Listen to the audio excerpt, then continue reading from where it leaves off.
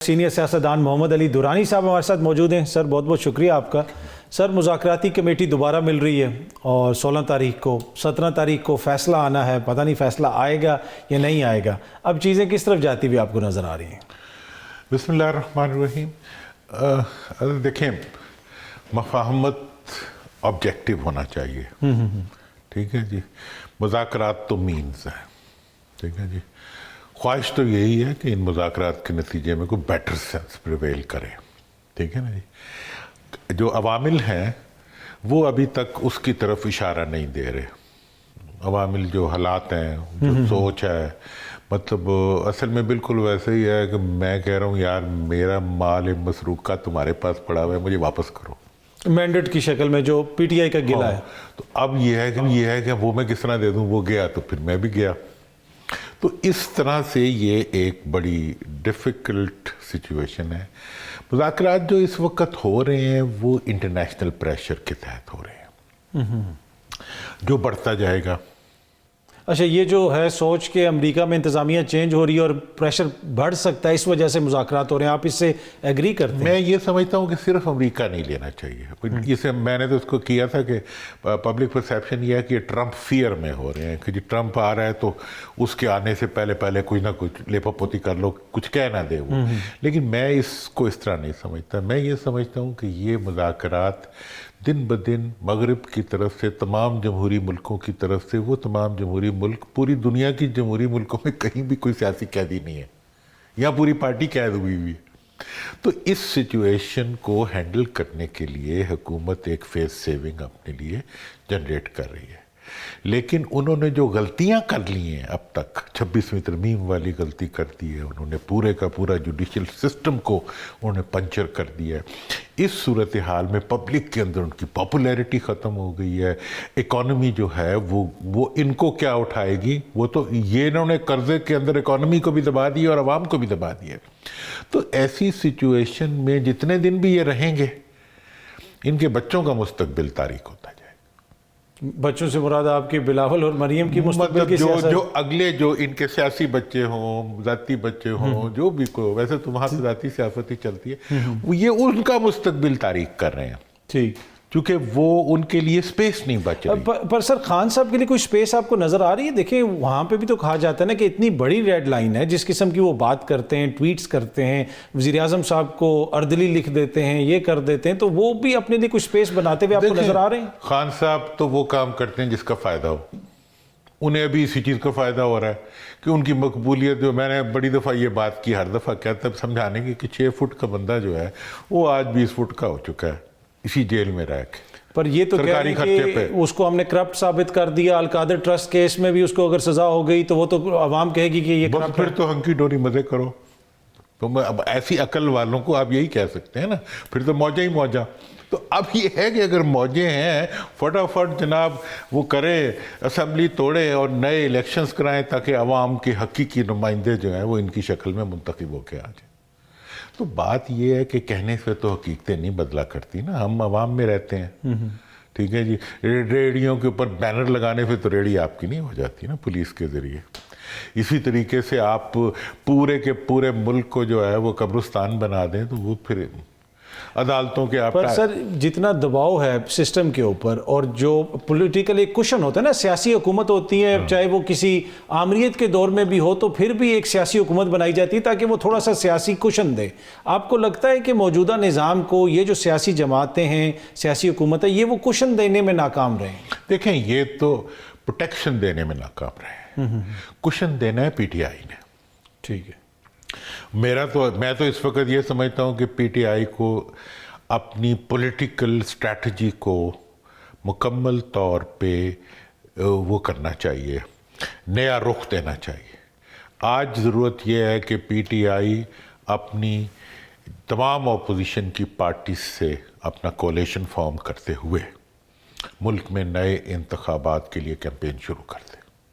کوئی نہیں روک سکے گا. نئے انتخابات مطلب فریش الیکشن؟ ہاں، فریش الیکشن کے لیے. آپ کو کب نظر آ رہے ہیں فریش الیکشن؟ فریش الیکشن جب بھی، مطلب دیکھو جی یہ حکومت جائے گی تو نئے انتخابات ہی ہوں گے. یہ کتنے دن رہ لے گی؟ آپ مطلب اس میں فریزر میں کتنے دن ڈیڈ باڈی کو رکھ سکتے ہیں؟ دس از ڈیڈ گورنمنٹ. پر سر یہ تو کہتے ہیں ہم نے قانون سازی بھی کر دی، 26ویں آئینی ترمیم بھی لے آئے، تو اب تو ہم 5 سال سیکیور ہیں۔ دیکھیں 26ویں آئینی ترمیم کے بعد جو اس کا نیٹ آؤٹ کم ہے وہ ہے یہ جو آئینی بینچ ہے، آئینی بینچ کی حیثیت اس وقت ڈوگر کورٹ سے زیادہ نہیں ہے، جو مشرف صاحب کے زمانے میں حمید ڈوگر صاحب کا کورٹ۔ دوسری بات میں آپ کو بتا دوں، یہ جو آئینی بینچ ہے جب تک حقیقی سپریم کورٹ موجود ہے یہ سروائیو نہیں کر سکے گا۔ اس کو سب سے بڑا چیلنج جو اس وقت ان کی امینڈمنٹ کو ہے، وہ سب سے بڑا چیلنج سپریم کورٹ سے ہے، اور سپریم کورٹ کے لیے بھی یہ سب سے بڑا چیلنج ہے کہ وہ اپنی حیثیت، آئین کی سربلندی اور عدلیہ کی حمیت کے لیے اگر آئندہ ججوں کی شکلوں کے اوپر، ساروں کے اوپر جو ہے آپ نے جسٹس منیر کا پیچ نہیں لگانا، تو پھر کسی نہ کسی کو پرفارم کرنا پڑے گا، اور اگر ایک جج بھی کھڑا ہو گیا اصلی کورٹ کا تو کچھ نہیں رہے گا۔ سر یہ ایک تو جو اب تاثر یہ مل رہا ہے کہ جیسا الیکشن سے پہلے کہتے تھے نا کہ ساڑی گل ہو گئی، حکومت آ رہی ہے، وزیر اعظم نواز شریف کے وہ بڑے بڑے اشتہار چھپے تھے، اب بھی یہ کہہ رہے ہیں کہ امریکہ سے بھی ہماری بات ہوگی۔ اب وہ جو تاثر یہی ہے کہ آلدو کہ آپ کہتے ہیں کہ ہر جمہوری ملک سے پریشر آئے گا، لیکن یہاں پہ تاثر وہی ہے کہ شاید امریکہ سے زیادہ آئے، اور اب یہ کہہ رہے ہیں کہ جی ہماری تو امریکہ سے بھی بات ہو گئی ہے، تو مسئلہ کوئی نہیں ہے ہمارے لیے۔ دیکھیں اگر سمجھ نہ ہو نا، یہاں کچھ نہ ہو تو موجیں ہی موجیں، جو مرضی سوچ لیں، جو مرضی دیکھ لیں، آنکھوں کے اوپر وہ لگا لیں، آج کل وہ فلم والے آتے ہیں، وہ کیا کہتے ہیں ان کو، پتہ نہیں، بچوں نے لگائے ہوتے ہیں، جی جی جی جی وہ V R glasses, virtual reality, ہاں ورچوئل ریالٹی میں رہتے ہیں، یہ بند کر رہے ہیں سوشل میڈیا، اور ورچوئل ریالٹی اپنے لیے اپنی بنا رہے ہیں۔ مطلب بھئی اگر تم بالکل سب کچھ ٹھیک ہو گیا نا، انہوں کھول دو، ٹی ویوں کو آزاد کر دو، میڈیا کو آزاد کر دو، سب کچھ ٹھیک ہو جائے گا۔ میں تو کہتا ہوں واقعی ٹھیک ہو جائے گا۔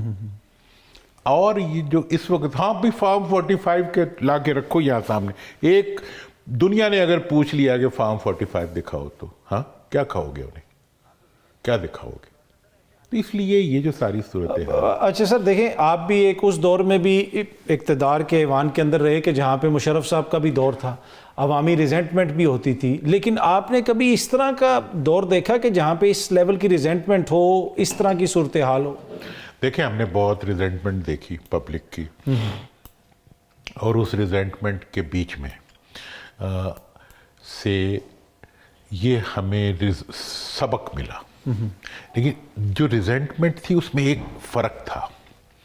ریزنٹمنٹ کو جو لوگ لیڈ کر رہے تھے وہ ٹریڈیشنل لوگ تھے۔ اس وقت جو ریزنٹمنٹ ہے اس کو لیڈر لیڈ نہیں کر رہے، اس کو عوام لیڈ کر رہی ہے۔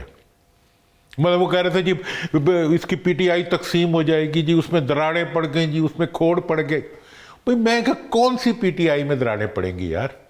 پی ٹی آئی تو عوام کا نام ہے اور عمران خان کا نام ہے، وہ دونوں آپس میں کنیکٹ ہوئے۔ ہاں اس وقت ایشو ہوگا جب انہیں پرفارم کرنا، حکومت دے دو تو وہ سب سے بڑا چیلنج ہوگا پی ٹی آئی کے لیے، یا انہیں فیئر فری الیکشن دے دو، اس کے بعد انہیں پرفارم کرنا پڑے گا۔ یہ ہوگا چیلنج جو جمہوری ملکوں میں چیلنجز ہوا کرتے ہیں۔ سر آپ تو خان صاحب کے بڑے ناقد رہے ہیں، آج کل آپ ان کی تعریفیں بھی کر رہے ہوتے ہیں، کیا پی ٹی آئی تو نہیں آپ نے جوائن کر دی؟ کیا یار دیکھو میں تو پی ٹی آئی نہیں جوائن کر رہا، نہ میں نے کرنی ہے۔ ہاں دیکھو ان کے جو پارٹی والے ہیں ان کا حق ہے کہ وہ اس پارٹی میں رہیں۔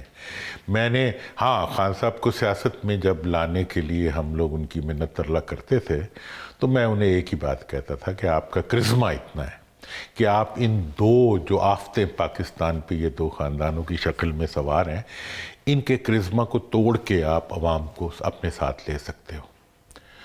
تو وہ پہلے تو کہتے تھے میں نے نہیں آنا، میں نے بتایا بھی تھا وہ، میں کہا جی کیوں نہیں آنا؟ کہتے جی میں تو ہسپتال بنانا ہے، میرے 10 کروڑ کم ہے، ابھی پورے ہوں گے تو پھر بہرحال وہ آگے، میں ان کے ساتھ کبھی نہیں رہا، ٹھیک ہے نا جی۔ آج 2024 کے 8 فروری سے پہلے ہی مجھے اندازہ ہو گیا تھا کہ جو میری خواب تھا وہ عمران نے پورا کر دیا، تو میرے پاس کوئی جواز نہیں تھی کہ میں اس کی مخالفت کرتا۔ میں اس دن سے، جب سے مجھے یہ نظر آیا ہے کہ عوام، مجھے کبھی، میں نے ساری زندگی سوچا بھی نہیں تھا کہ یہ دن میں دیکھوں گا جس دن عوام جو ہے وہ ان دو پارٹیوں کی سیاسی گرفت سے آزاد ہو کے اپنے قدموں پہ کھڑے ہو جائیں گے۔